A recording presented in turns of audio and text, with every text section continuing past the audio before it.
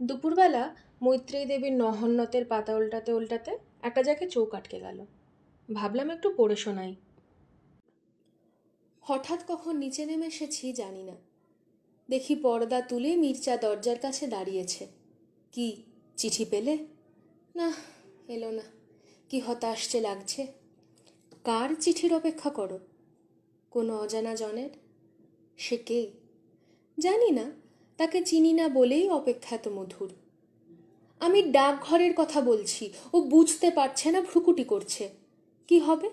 একসঙ্গে যদি সারা জীবন থাকতে হয়, অর্ধেক কথা না বলা থাকবে আর ক্রমাগত ডিকশনারি দেখতে হবে। এ আবার কি কথা মনে এলো? এর সঙ্গে সারা জীবন থাকবো কি করে? এ তো কদিন পরেই চলে যাবে। আমারও বিয়ে হয়ে যাবে। কোথায় বিয়ে হবে কে জানে। একটা লোকও মনে করতে পারছি না যার সঙ্গে সারা জীবন বাস করা সম্ভব। ভিতরে আসবে না অমৃতা?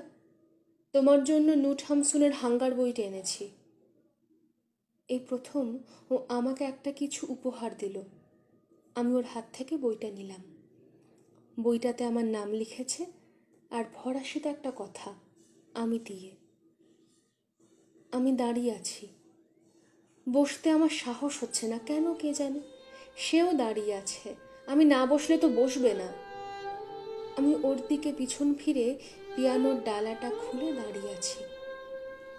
আমি কি কিছুর জন্য অপেক্ষা করছি? একটা অসম্ভব কোনো ঘটনা কি ঘটবে? আমি কি তা চাই?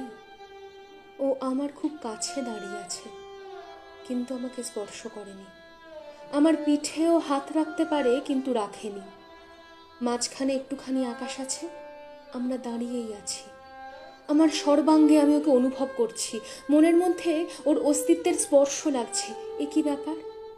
আকাশ তো শূন্য নয়, ইথারে পূর্ণ। ইথার কি বস্তু আমি জানি না বটে, তবু সেই নিশ্চয়ই অদৃশ্য হাতে এ সংযোগ করছে। আমার চারিদিক ওর নিঃশ্বাসের সুগন্ধে সুগন্ধি বায়ুমণ্ডল। সায়ন্তনের ক্লান্ত ফুলের গন্ধ হাওয়ার পরে অঙ্গবিহীন আলিঙ্গনে সকল অঙ্গ ভরে।